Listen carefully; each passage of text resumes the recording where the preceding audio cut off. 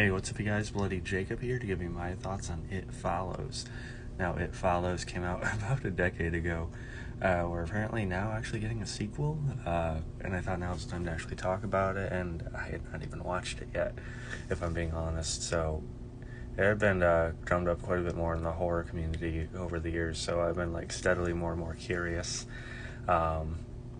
Especially because I've grown a bit more of a fondness for the lead actress, Maika Monroe, who's done some great work over the years.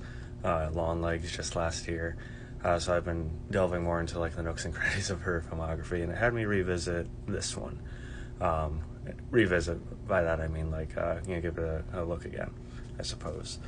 I remember when It Follows came out, though, there was this weird stigma behind it that probably pushed me away at the time.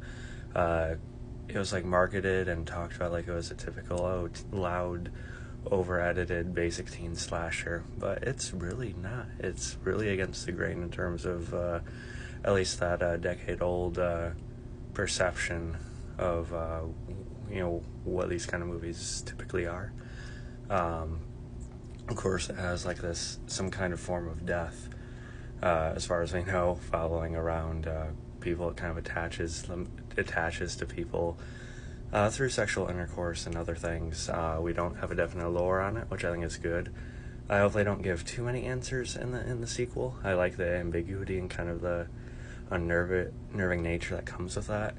Sometimes I like to know, sometimes that mystique is really good, and here it's really good. And I love how it was portrayed in this film. I really do. Passed through sex. It sounds stupid, but it's done in a really serious and effective way. And the way you see it kind of takes a toll on the characters more and more throughout the film. Kind of the deep kind of depression and just a never safe, mindset they fall into. You really feel it. And the movie and the mood of it all is so palpable throughout. It never lets up on the vibe and the atmosphere of it. Maika Monroe is really good here. She's obviously the standout. I see why it was a bit of a breakout part for her. Jake Weary, who is kind of the initial guy that she finds a connection to it from, I think was honestly the other most likable in the film, even though I don't get him a whole lot. The rest of the cast is fine, though. No one breaks it, or takes you out of it, or makes you just not believe what's going on. So everyone's fine all around. And again, it's not your typical teen slasher. It's the sound design, the use of quiet and just ambient noise is fantastic here. There's not jump scares per se, really, or anything for the most part. Just relies on suspense and just dread that it builds and builds. There's definitely some violent images and sort of disturbing ways you find certain people in the film, but it's not a slasher, a body count based movie by any means. I had to sit on this one a bit, though, because at first I knew I liked it, but I just wasn't sure how I felt. I couldn't nail it down. So the very next night I had my wife watch it just to be able to talk to someone about it in person.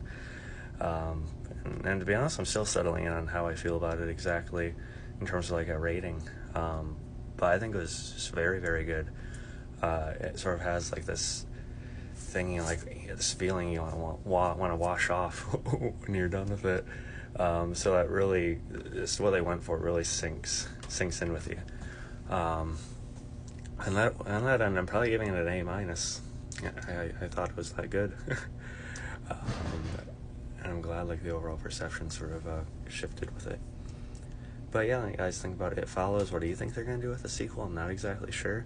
But hey, we'll see.